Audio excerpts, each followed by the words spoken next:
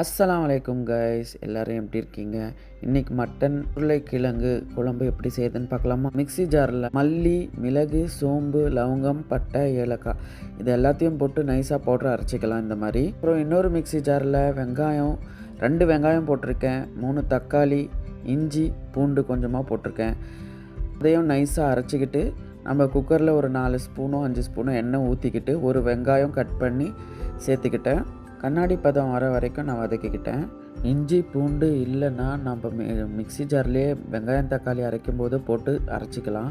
பாருங்கள், வெங்காயம் கலர் மாறின உடனே நம்ம அரைச்சி வச்ச மசாலாவை அதில் போட்டு நான் சேர்த்துக்கிட்டேன்.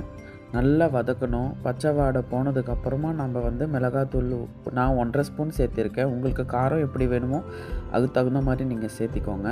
எண்ணெய் பிரிஞ்சு வரைக்கும் வதக்கிட்டு அப்புறம் நான் அரைச்சி வச்சுருக்க பவுடரை நான் சேர்த்துக்கிட்டேன். இதையும் ஒரு நிமிஷம் நல்லா வதக்கிட்டு நல்லா எண்ணெய் பிரிஞ்சு வரும். அந்த சமயத்தில் நம்ம மட்டன் போட்டுக்கலாம். நான் 1/2 கிலோ மட்டன் எடுத்திருக்கேன். 1/2 கிலோ மட்டனுக்கு 2 வெங்காயம் 3 தக்காளி சேர்த்துருக்கேன். நீங்கள் எவ்வளோ மட்டன் எடுக்கிறீங்களோ அதுக்கு தகுந்த மாதிரி குவான்டிட்டி சேர்த்திக்கோங்க.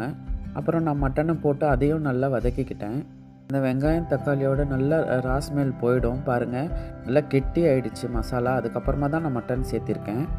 இதையும் நல்லா ஒரு 2 நிமிஷம் நல்லா வதக்கிக்கிட்டு உப்பு சேர்த்தி அதையும் கலந்துட்டு 2 நிமிஷத்துக்கு அப்புறம் தேங்காய் அரைச்சி தேங்காய் பால் தான் நான் போடுவேன். 1/2 கிலோ மட்டனுக்கு நான் தேங்காய் 1/2 மூடி போட்டு அரைச்சி வச்சுருக்கேன். தேங்காய் பால் தான் சேர்த்துவேன். சூப்பராக இருக்கும் டேஸ்ட்டு. தண்ணியும் கொஞ்சம் சேர்த்துக்கிட்டேன். அப்புறம் 4 இல்லைன்னா 5 விசில் கொடுத்து எடுக்கணும். இதில் உருளைக்கிழங்கு போடணும். இப்போவே உருளைக்கிழங்கு போட்டோன்னா 4-5 விசிலில் நல்லா வெந்து வந்துடும். இப்போ உருளைக்கிழங்கு சேர்க்கக்கூடாது. குக்கரை போட்டு மூடிட்டு 4-5 விசில் கொடுத்துடலாம். பாருங்கள், மட்டன் நல்லா சாஃப்டாக வெந்துருச்சு. இந்த சமயத்தில் கொத்தமல்லி கொஞ்சமாக போட்டுட்டு 2 உருளைக்கிழங்கு நான் சேர்த்திக்கிட்டேன். உருளைக்கிழங்கு சேர்த்திட்டு ஒரு விசில் கொடுத்து நான் எடுத்துட்டேன். நீங்கள் அப்படியே வேக வச்சாலும் வேக வச்சுக்கலாம். நீங்களும் வீட்டில் ட்ரை பண்ணி பார்த்துட்டு எப்படி இருக்குன்னு மறக்காமல் கமெண்ட் பண்ணுங்கள், ஷேர் பண்ணுங்கள், சப்ஸ்கிரைப் பண்ணுங்கள். ஓகே ஃப்ரெண்ட்ஸ், அடுத்த வீடியோவில் சந்திக்கலாம். பாய்.